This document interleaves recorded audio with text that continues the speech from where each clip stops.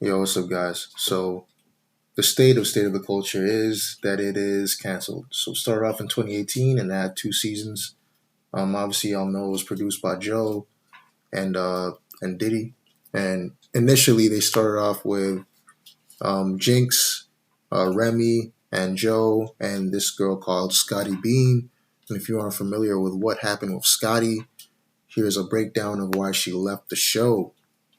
People have been asking this question. They loved you. You're like the most. They loved me. They loved so you. Much. The letters, the emails. People literally. So much. When we said you were. So much love. I know you got some controversy too because you took controversial positions. But what happened with State of the Culture? What's going on? I decided to leave because I just wasn't happy in the space. I love my co-hosts. They were great. Jinx, Joe, and Remy are all incredible human beings. I just feel like I can't stay in a space that constantly, in any space, like whether it be work or in certain relationship situations, whatever it be, I need to separate myself from it and actually think things through. And I'm not going to be happy in that space and be able to perform at a high rate. I'm not happy. So I had to go. I had to leave. They're great. Again, it's wonderful. I'm glad you said that because people always assume controversy. No. Yeah, you know what I mean? Absolutely, yeah. No, there was no beef. And I was going to say, and I think that what D is so good at doing is protecting your energy and your space and making sure that at the end of the day, you have a space that you feel comfortable in. Right. I don't think there's anything wrong with doing that. I think more black women should do that. Yeah. Right. No, people have to be very aware that they're... I mean, long story short, she was too soft for the space. She was constantly getting flamed after every show for having very ignorant, not even like controversial, but ignorant opinions. She was not informed about anything she said, and she couldn't handle the heat, so she left the show. But so she was there for I want to say half of season one and was replaced with Ebony K. I forget her last name. Sorry about that.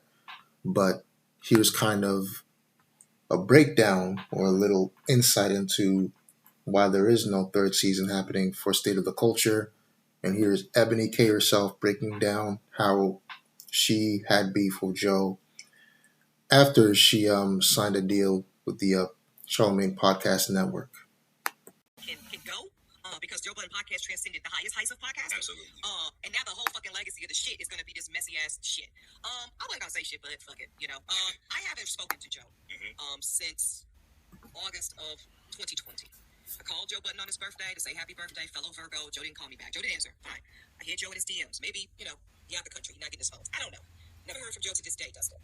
Now, and Joe and I enjoyed, I think, a really nice professional relationship up until that point. Yes. Now, the only thing that I know that changed from when Joe and I would speak, not frequently, not best friends, but certainly regularly. Cordial, yeah. Very much more than cordial.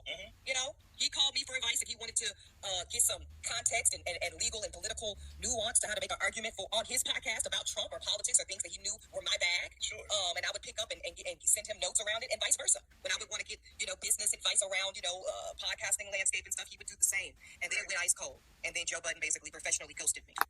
And the only thing that I can think that changed, Dustin, is he became aware that I was doing this show, Holding Court with Ebony K. Williams, and I was going to do it on the Black Effect Network, which is headed up by his frenemy, I suppose, Charlemagne the God. Now, if it indeed, and I don't know, Dustin, if that's indeed the reason that Joe just decided to, cease our professional relationship, but if that's the reason, I think that's very fucking sad. Because I always was a professional with Joe. I delivered. And it was really unfortunate to me that you couldn't even be a grown-up enough to say, yo, E, if you indeed had a feeling about that, I would have loved to welcome you to my upcoming network, and we could have, if that's indeed the situation. But see, then that doesn't fly, Dustin. Why?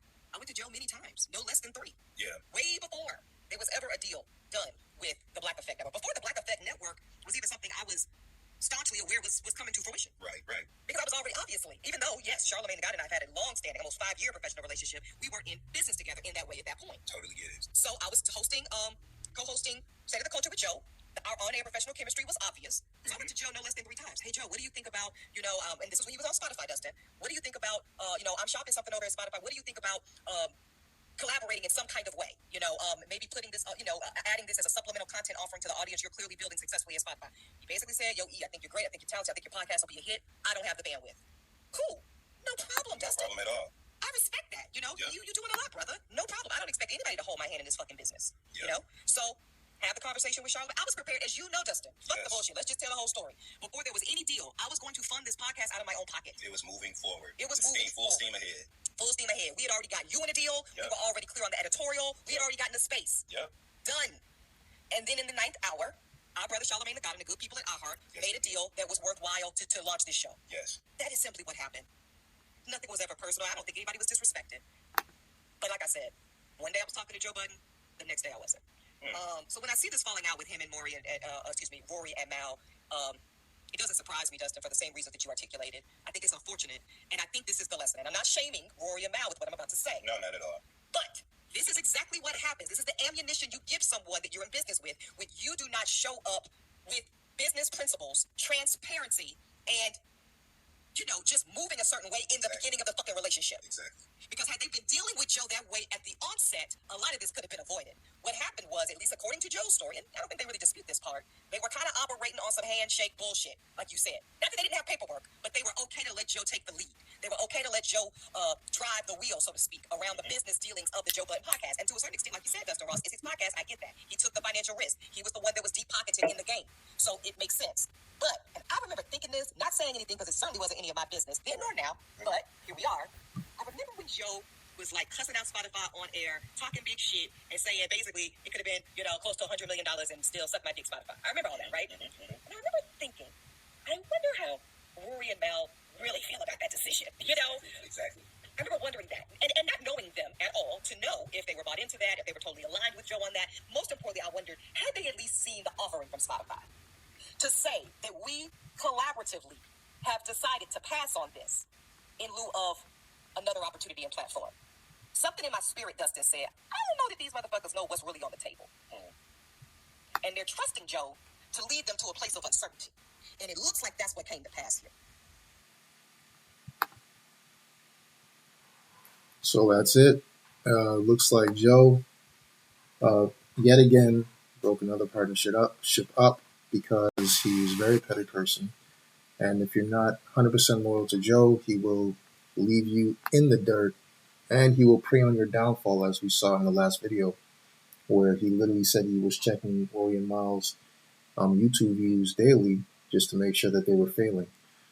So the reality is, you know, state of the culture, yet another one of Joe's endeavors dies because of Joe Budden and his ego and his inability to work with other people cohesively.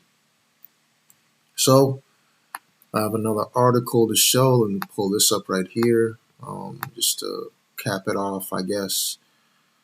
State of the culture, show uncertain.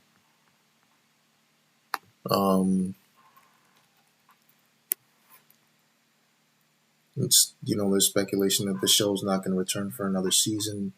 And this was in 2021, so, you know, in 2023, obviously the show's not going to come back now. Ebony's doing her own thing now. Remy's doing her own thing. Jenks is doing his own thing. There's no more show, unfortunately.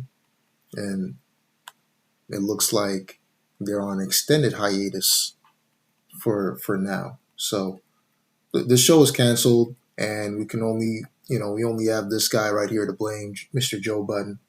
His pettiness, his inability to sustain relationships, and the fact that he takes anybody doing their own thing as a slight. He wants you to be loyal to him and him only. And if you do not, you know, if you're not 100% loyal to Joe, he'll toss you to the side and throw you to the wolves. So that's it. State of the Culture is done. It's canceled. And this was the breakdown of how it happened. Thank you.